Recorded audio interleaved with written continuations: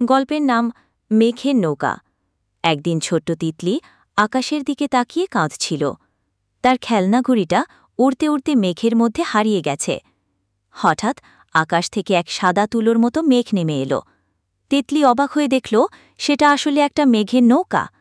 নৌকায় বসেছিল এক ছোট্ট পরী। তার নাম ছিল নূপুর।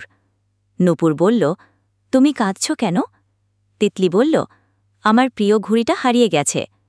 নূপুর হেসে বলল, তাহলে চলো মেঘের দেশে ঘুড়িটা খুঁজে আনি।